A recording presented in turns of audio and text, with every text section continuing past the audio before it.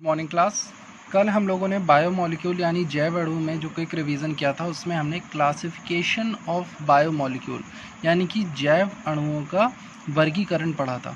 आज का जो हमारा टॉपिक है वो है हमारे जो कार्बोहाइड्रेट्स होते हैं, ये जो बायोमॉलिक्यूल में जो हमारे कार्बोहाइड्रेट हैं उनका डीएल कॉन्फ़िगरेशन, डीएल विन्यास। अब ये क्या होता है, इसको जानने से पहले आपको कुछ टर्म्स आपको मैं बताना चाहूँगा। सबसे पहला टर्म जो होता है आपका वो है कायरल कार्बन या एसिमेट्रिक कार्बन। तो ये क्या होता है, असममित कार्बन या कायरल कार्बन। कल मैंने वीडियोस में आपको बताया था कि जब किसी कार्बन परमाणु की जो चारों वैलेंसियाँ होती हैं, कार्बन की वैलेंसी कितनी होती है 4, उसकी संयोजकता 4 होती है। तो जो इसकी चारों वैलेंसियाँ हैं, जो चारों संयोजकताएं हैं, उसमें अगर डिफरेंट टाइप के एटम्स या मॉलिक्यूल्स जुड़े हुए हों तो ऐसे कार्बन को हम कायरल कार्बन या एसिमेट्रिक कार्बन, हिंदी में असममित कार्बन कहते हैं। जैसे यहाँ पर अगर आप एग्जाम्पल देखें तो कार्बन में एक तरफ OH ग्रुप जुड़ा हुआ है, एक तरफ हाइड्रोजन ग्रुप जुड़ा हुआ है, एक तरफ एल्डिहाइड है और एक तरफ CH2 OH ग्रुप अटैच्ड है। तो ये जो कार्बन होगा हमारा, जो बीच में आप कार्बन देख रहे हैं, ये जो कार्बन होगा यही हमारा क्या होगा, ये एसिमेट्रिक कार्बन होगा। तो सबसे पहली चीज़ एसिमेट्रिक कार्बन। सेकेंड चीज़ जो हम जाननी है वो है प्लेन पोलराइज्ड लाइट यानी कि ध्रुवित प्रकाश।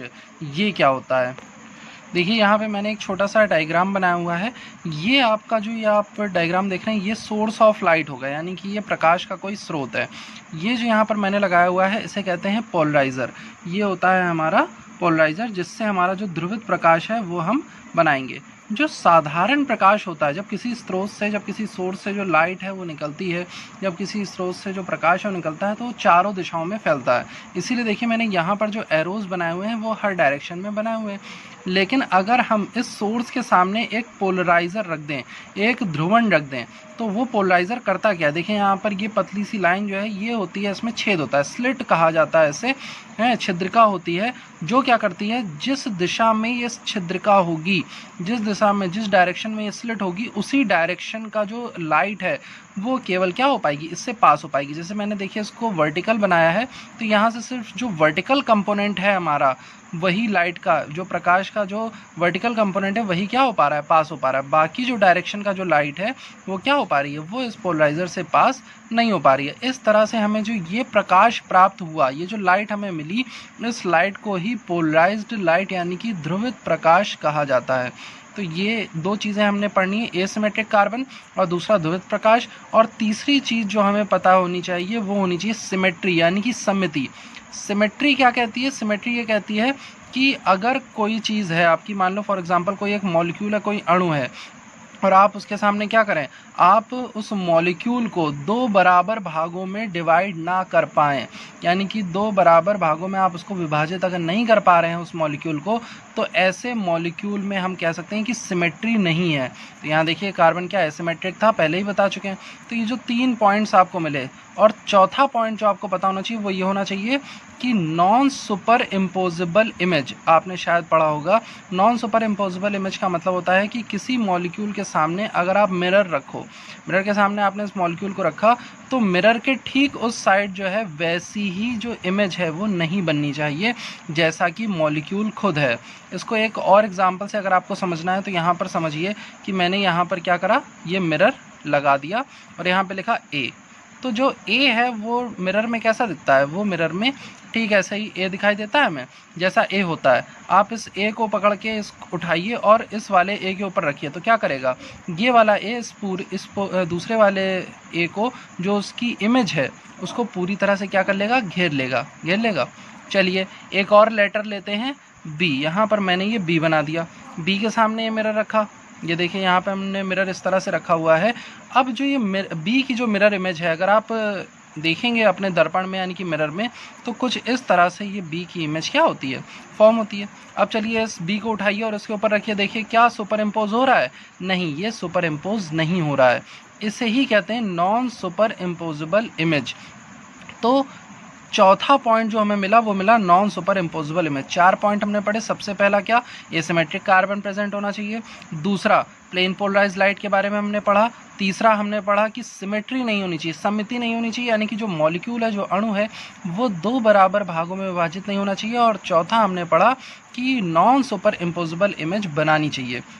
अगर ऐसा कोई मॉलिक्यूल जो इन 3 शर्तों को पूरा करता है, ऐसे मॉलिक्यूल को हम क्या कहते हैं, ऑप्टिकली एक्टिव, यानी कि ऐसा अणु प्रकाशीय समावयवता प्रदर्शित करता है, ऑप्टिकल आइसोमेरिज्म शो करता है।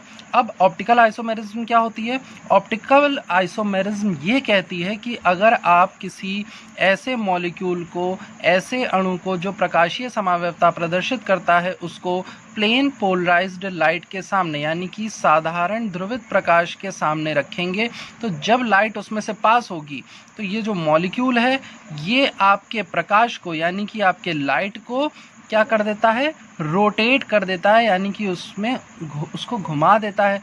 घुमाने की जो दिशाएं होंगी वो 2 दिशाएं हो सकती हैं। एक हो सकती है आपकी क्लॉकवाइज डायरेक्शन, दूसरी हो सकती है आपकी एंटी क्लॉकवाइज डायरेक्शन, यानी कि एक तो वो घड़ी की सुई की दिशा में घुमा सकता है और दूसरा वो घड़ी की विपरीत, जिस दिशा में घड़ी की सुई चलती है उसकी विपरीत दिशा में क्या कर सकता है, घुमा सकता है। इस तरह से जो हमारा मॉलिक्यूल होगा वो 2 कन्फिग्रेशन शो करता है, यानी कि 2 तरह के समावयव ये प्रदर्शित करता है। एक होता है हमारा डी फॉर्म, एक होता है एल फॉर्म।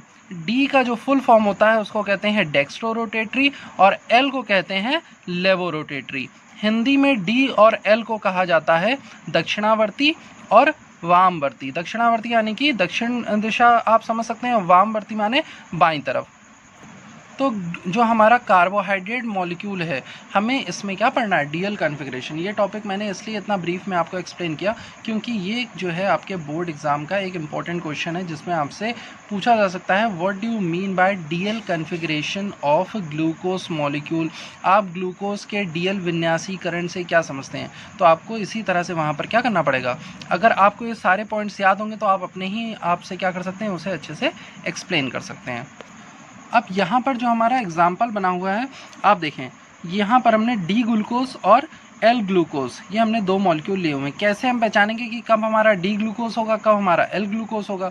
तो देखिए डी ग्लूकोज के केस में जो एसिमेट्रिक कार्बन होता है, इसमें जो OH ग्रुप होगा वो राइट साइड पे होगा, और जो एल ग्लूकोज है उसमें जो एसिमेट्रिक कार्बन है, जो असममित कार्बन है, इसमें जो OH ग्रुप होगा, हाइड्रोक्सी ग्रुप जो होगा वो लेफ्ट साइड में प्रेजेंट होता है। तो ये मॉलिक्यूल्स के थ्रू आप डिफ्रेंशिएट कर सकते हो कि आपकी डी फॉर्म कौन सी होगी और आपकी एल फॉर्म कौन सी होगी।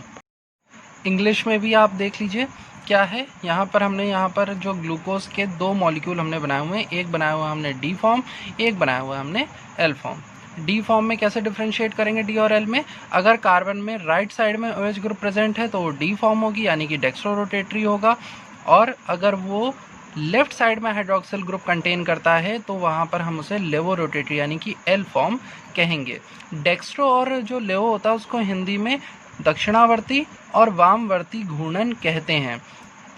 क्लॉकवाइज और एंटी क्लॉकवाइज से कैसे समझेंगे, तो जो डेक्स्ट्रो रोटेटरी होता है यानी कि जहाँ पर डी लिखा हो तो आप समझ जाएंगे कि ये मॉलिक्यूल आपके प्लेन पोलराइज लाइट को, यानी कि जो आपका ध्रुवित प्रकाश होगा, उसको घड़ी की दिशा में, घड़ी किधर चलती है, इसी दिशा में चलती है, देखिए घड़ी की सुई इस दिशा में घूमती है, तो ये क्या करता है, ये डेक्स्ट्रो रोटेशन शो करता है, यानी कि दक्षिणावर्ती घूर्णांक शो करता है, यानी कि घड़ी की सुई की दिशा में घूमता है, घुमा देता है किसको, आपके प्रकाश को। जब भी आप इस पर प्लेन पोलराइज लाइट ऐसे मॉलिक्यूल पर डालेंगे जो क्या है, ऑप्टिकल आइसोमर है, यानी कि प्रकाशीय समावयवता प्रदर्शित करता है।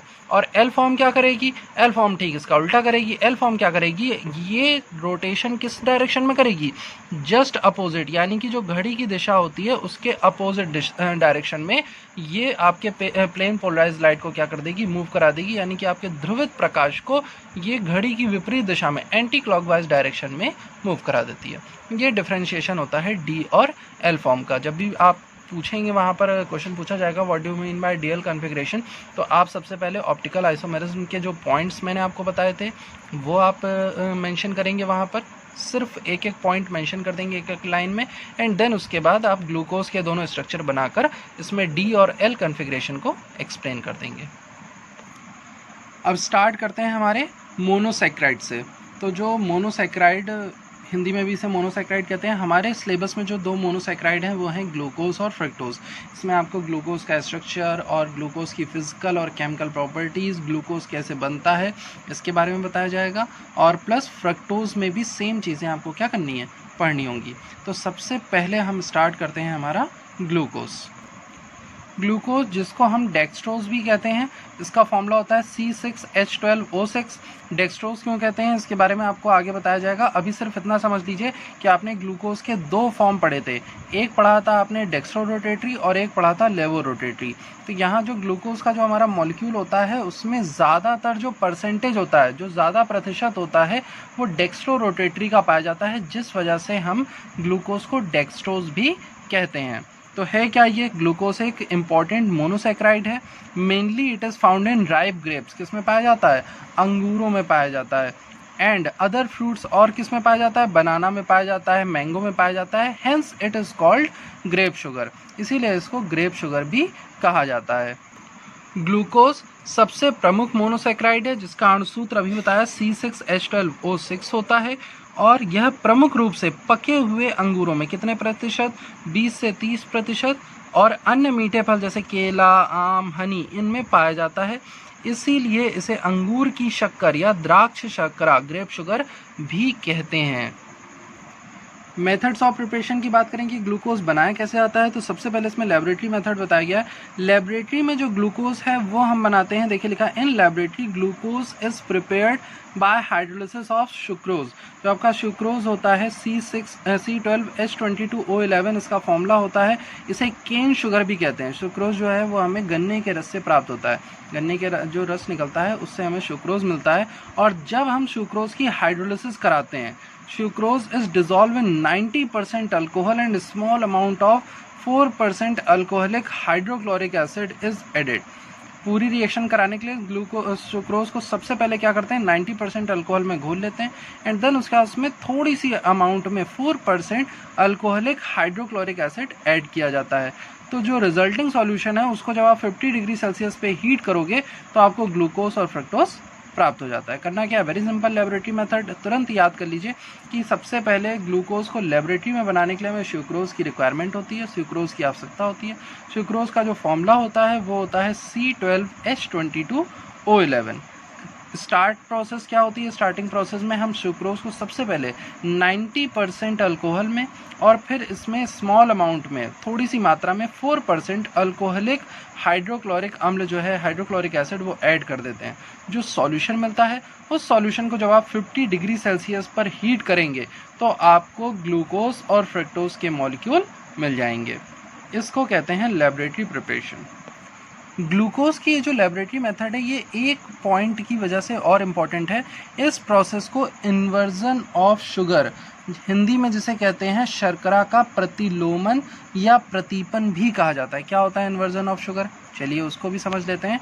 तो कह रहे हैं जो सुक्रोज का मॉलिक्यूल होता है, देखिए यहाँ पर नीचे लिखा हुआ है सुक्रोज के नीचे डेक्स्ट्रो रोटेटरी प्लस 66.5 डिग्री, यानी कि ये डेक्स्ट्रो रोटेटरी है। और ये जो एंगल आप यहाँ पे देख रहे हैं, इतना ही ये क्या करेगा, जो आपका ध्रुवित प्रकाश जब आप सुक्रोज पे डालेंगे, जब पोलराइज्ड लाइट डालेंगे तो उसको 66.5 डिग्री किस डायरेक्शन में? क्लॉकवाइज डायरेक्शन में उसे रोटेट कर देगा। लेकिन जब आप इसकी हाइड्रोलिसिस कराते हैं, देखिए डाइल्यूट एसिड हमने मिलाया था, जो तनु अम्ल मिलाया था, उसकी प्रेजेंस में जब आप इसकी हाइड्रोलिसिस कराते हैं सुक्रोज की, तो हमको मिलता है ग्लूकोज और फ्रक्टोज। ग्लूकोज और फ्रक्टोज मिलने के बाद अगर आप ग्लूकोज में ध्यान से देखें तो नीचे लिखा हुआ है ग्लूकोज क्या है? डेक्स्ट्रो रोटेटरी फॉर्म शो करता है, कितनी? Plus 52.5 degree. साथ में जो फ्रक्टोज फॉर्म होता है वो शो करता है लेवो रोटेशन, यानी कि वामवर्ती घूर्णांक शो करता है।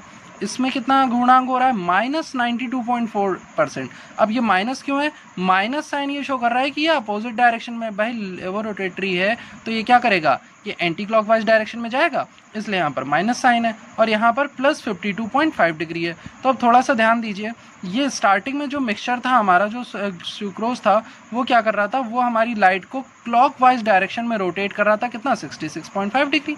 लेकिन इनका जो रिजल्टेंट आया, जो यील्ड मिली हमें इस सॉल्यूशन को हीट करने पे, जो हमें ग्लूकोज और फ्रक्टोज मिला है, तो ग्लूकोज क्या करेगा? ग्लूकोज क्या करेगा? लाइट को 52.5 डिग्री क्लॉकवाइज डायरेक्शन में रोटेट कर देगा, यानी कि घड़ी की दिशा में, जिसे हम हिंदी में कहते हैं दक्षिणावर्ती गुणांक, घुमा देगा।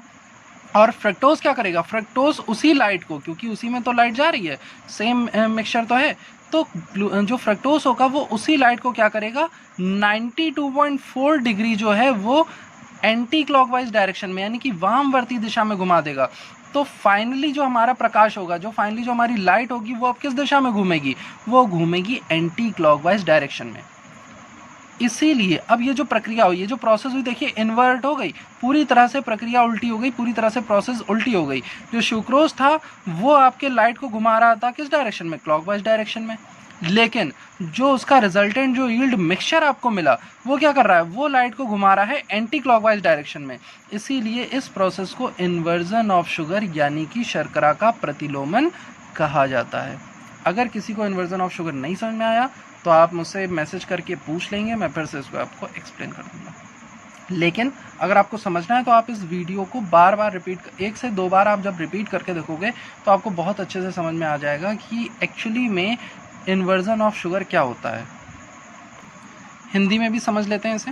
देखिए, सुक्रोज जो होता है वो क्या होता है? दक्षिण ध्रुवण घूर्णांक शो करता है, यानी कि डेक्स्ट्रो रोटेटरी होता है, वो भी कितना? Plus 66.5 degree. जबकि प्राप्त मिश्रण जो हमें मिक्सचर मिलता है किसका? ग्लूकोज का और फ्रक्टोज का। जो प्राप्त मिश्रण होता है वो दक्षिण ध्रुवण घूर्णांक ग्लूकोज का होता है, जिसमें प्लस 52.5 डिग्री इसका क्या होता है? दक्षिण ध्रुवण घूर्णांक होता है। तथा दूसरा जो मिक्सचर होता है वो होता है फ्रक्टोज। वो कितना होता है? वो क्या शो करता है? वो शो करता है वाम ध्रुवण घूर्णांक कितना? -92.4 डिग्री। अतः जो प्राप्त विलयन होगा वो वाम ध्रुवण घूर्णांक होता है। पहले क्या था? सुक्रोज क्या था? दक्षिण ध्रुवण घूर्णांक था। लेकिन ये जो मिक्सचर मिला ये क्या है? ये हमारा वाम ध्रुवण घूर्णांक होता है। तो उपयुक्त जल अपघटन अभिक्रिया में एक दक्षिण ध्रुवण घूर्णांक किसमें परिवर्तित हो रहा है? वाम ध्रुवण घूर्णांक में परिवर्तन के कारण अभिक्रिया को शर्करा का प्रतिलोमन या प्रतीपन या इंग्लिश में इन्वर्जन ऑफ शुगर कहते हैं। और इससे जो हमें शर्करा प्राप्त हुई है, यानी कि जो शुगर हमें मिली है, इसको कहा जाता है इन्वर्ट शुगर या फिर इन्वर्ट शर्करा कहलाता है। आई होप कि अब आपको अच्छे से समझ में आ गया होगा कि इन्वर्जन ऑफ शुगर किसे कहते हैं। ये टॉपिक आपका पूछा जाता है, इसलिए इसको अच्छे से समझेंगे। जो व्यापारिक विधि है, जो इंडस्ट्रियल प्रोसेस है हमारी, वो बहुत सिंपल है। व्यापारिक मात्रा में, व्यापारिक मात्रा का मतलब कि हमें क्या करना है? हमें बिजनेस लेवल पे बहुत ज़्यादा अमाउंट में जब हमें हमारी जो ये ग्लूकोज है वो बनाना होता है तो उसे हम बनाते हैं स्टार्च से। स्टार्च अगर आप याद करिए तो स्टार्च जो होता था वो हमारा पॉलीसेक्राइड होता था। पॉलीसेक्राइड यानी कि यहाँ पर n मॉलिक्यूल लेंगे, स्टार्च में n मॉलिक्यूल प्रेजेंट होंगे और उसकी रिएक्शन जब आप n वाटर के मॉलिक्यूल से यानी कि n जल के अणुओं से कराएंगे तो आपको ग्लूकोज जो है वो प्राप्त होता है। ये देखिए यहाँ पर रिएक्शन लिखी हुई है C6H10O5 होल पावर n, तो n मॉलिक्यूल स्टार्च में प्रेजेंट है। साथ में हमने n मॉलिक्यूल H2O के ले लिए। तनु H2SO4 यानी कि डाइल्यूट H2SO4 की प्रेजेंस में हम इस रिएक्शन को कराते हैं और हमें क्या मिल जाता है? ग्लूकोज मिल जाता है। कितने मॉलिक्यूल मिल रहे हैं? n मॉलिक्यूल मिल रहे हैं। n माने बहुत सारे। और हमें जब हम इंडस्ट्रियल प्रोसेस करते हैं, जब हम इंडस्ट्रियल लेवल पर कोई चीज़ बनाते हैं तो हम तब बनाते हैं जब हमें बहुत ज़्यादा मात्रा में वो चीज़ चाहिए होती है। तो ये था हमारा व्यापारिक विधि यानी कि इंडस्ट्रियल प्रोसेस। नेक्स्ट टॉपिक है हमारा भौतिक गुण। अब देखिए हमारे ग्लूकोज के भौतिक गुण क्या हैं, फिजिकल प्रॉपर्टीज़ क्या हैं। सबसे पहले ग्लूकोज क्या है? गंधहीन है, स्वाद में मीठा है, लेकिन गन्ने की शक्कर से कम, क्योंकि उसी से तो ये बना हुआ है और हाइड्रोलिसिस से बना हुआ है, वाटर ऐड करने से बना हुआ है, तो इसकी जो मिठास होती है वो गन्ने की शक्कर से कम होती है।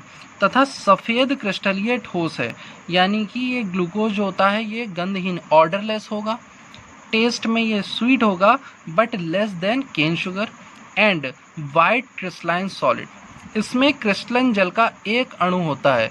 किसी भी ठोस को क्रिस्टल बनाने के लिए हमें जितने वाटर के मॉलिक्यूल यानी जितने जल के अणुओं की आवश्यकता होती है उसको क्रिस्टलन का जल यानी कि वाटर ऑफ क्रिस्टलाइजेशन कहते हैं। आपने फॉर्मूला भी पढ़ा होगा, इस तरह से आपने फॉर्मूलाज देखोगे CuSO4.5H2O, FeSO4 whole thrice .7H2O। तो ये जो डॉट है 5H2O.7H2O.8H2O ये जो होता है यही होता है क्रिस्टलन का जल।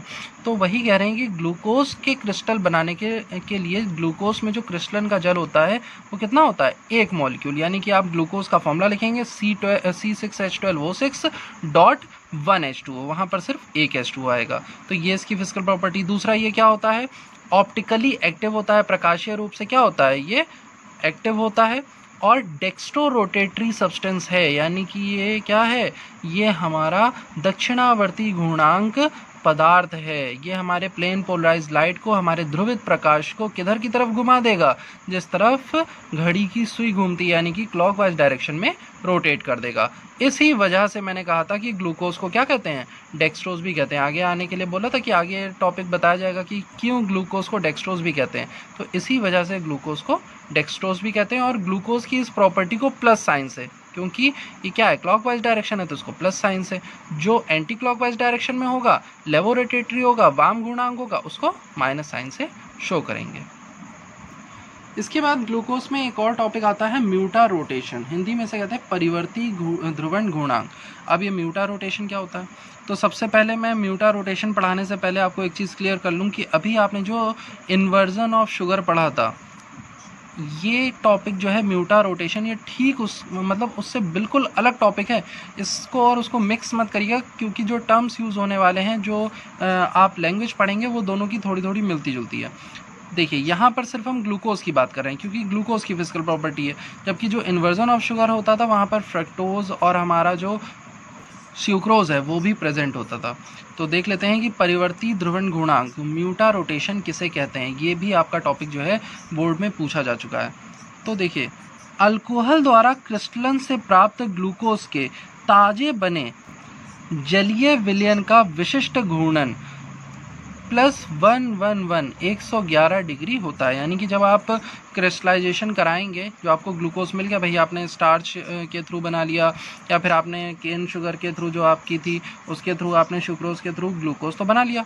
ग्लूकोज और फ्रक्टोज का मिक्सचर आपको मिला, आपने ग्लूकोज को अलग करके उसको अल्कोहल में साफ कर लिया, और अल्कोहल के थ्रू जब आपने उसका क्रिस्टलाइजेशन किया, जब उसका क्रिस्टलीकरण किया, तो जो आपको मॉलिक्यूल मिलेगा ग्लूकोज का, उसका जो रोटेशन होता है वो कितना होता है, 111 डिग्री। स्टार्टिंग में इतना होता है, लेकिन इसको कुछ टाइम पर रखा रहने दो। अगर आप इसको कुछ समय तक रखा रहने दो तो उसका जो रोटेशन है वो कम होकर के नॉर्मल रोटेशन 52.5 डिग्री पर स्थिर हो जाता है। यही इसका एक्चुअल रोटेशन होता है, 52.5। यानी कि जब आपने क्रिस्टलाइजेशन स्टार्ट किया था तो 111 डिग्री था, थोड़ी देर रखा रहा, चीज़ नॉर्मल हुई, सब्सटेंस है तुरंत, जैसे खाना है तुरंत बना के तुरंत तो खाने नहीं लगते हैं, 2 मिनट उसको रखते हैं, चाय वगैरह कुछ भी। ठीक वैसे ही जब आपने ग्लूकोज को बनाया, तो जब ग्लूकोज फॉर्म हुआ तो उस समय उसका रोटेशन 111 डिग्री था, बट थोड़ी देर रखा रहने के बाद उसका रोटेशन कितना हो गया, 52.5 डिग्री पर स्थिर हो जाएगा, यानी कि कांस्टेंट हो जाएगा, अब चेंज नहीं होगा। यही इसका एक्चुअल रोटेशन होता है।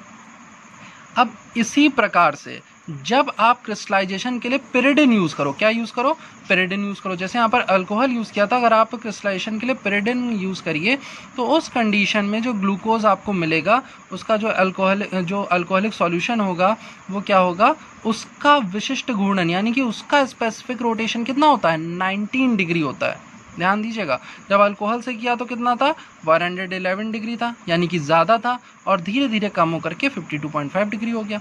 लेकिन जब आप पिरिडिन से करते हैं तो ये कम होता है, 19 डिग्री होता है, लेकिन फिर धीरे से जब आप कमरे के ताप पर यानी रूम टेम्परेचर पर जब इसको रखते हैं तो बढ़ करके धीरे धीरे कितना हो जाता है, 52.5 डिग्री पर कांस्टेंट हो जाता है।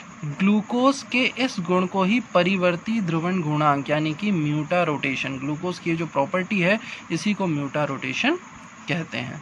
कि आपने अल्कोहल से बनाया, 111 डिग्री पर था, लेकिन अपने आप वो अपने लेवल पर पहुंच गया 52.5 डिग्री। आपने पेरिडिन से क्रिस्टलाइज किया तो उसका जो स्पेसिफिक रोटेशन था वो 19 डिग्री था, लेकिन जब रूम टेम्परेचर पे रखा थोड़ी देर तो वो अपने आप ही 52.5 डिग्री हो गया। तो ग्लूकोज की ऐसी प्रॉपर्टी को शो करने को हम म्यूटा रोटेशन यानी कि परिवर्ती ध्रुवण घूर्णन कहते हैं। इंग्लिश में ग्लूकोज क्या है, odourless sweet, less sweet than cane sugar and crystalline solid. क्या होता है, ग्लूकोज एक ऑर्डरलेस है, स्वीट है और क्रिस्टलाइन सॉलिड होता है। ग्लूकोज जो होता है वो ऑप्टिकली एक्टिव होता है और डेक्स्ट्रो रोटेटरी होता है इसका, इसीलिए ग्लूकोज का दूसरा नाम डेक्स्ट्रोज भी होता है। डेक्स्ट्रो रोटेशन की वजह से ग्लूकोज के मॉलिक्यूल को प्लस साइन से हम क्या करते हैं, शो करते हैं। यहाँ पर हम देखिए इसको डेक्स्ट्रोज कहते हैं और इसके रोटेशन, डेक्स्ट्रो रोटेशन होने की वजह से ग्लूकोज को प्लस साइन से इंडिकेट किया जाता है। And specific rotation of freshly prepared aqueous solution of glucose obtained from crystallization using alcohol is 111 degree. अभी जो बताया था वही चीज़ बस इंग्लिश में एक्सप्लेन कर रहे हैं आपको कि जब आपने अल्कोहल के एक्वस सोल्यूशन से इसको क्रिस्टलाइज किया तो जो स्पेसिफिक रोटेशन था वो 111 डिग्री होगा। थोड़ी देर रखा रहने पर on standing the freshly prepared solution it's specific rotation is changed, वो उसका स्पेसिफिक रोटेशन जो है वो चेंज हो जाता है और फाइनली जो है कांस्टेंट वैल्यू मिलती है कितनी 52.5 डिग्री। इन द सेम वे, ठीक उसी तरह से जब आप specific rotation of aqueous solution of glucose obtained from crystallization of pyridine is 19 डिग्री, जब आप पेरिडीन के थ्रू क्रिस्टलाइजेशन करेंगे तो जो ग्लूकोज का स्पेसिफिक रोटेशन होगा वो 90 डिग्री होगा। Which on standing for some time, इसको थोड़ा देर रखा रहने पर क्या होता है ये बढ़ करके 52.5 डिग्री पर कांस्टेंट हो जाता है, यानी कि अपनी एक्चुअल लेवल पर पहुंच जाता है। This property of glucose is known as म्यूटा rotation.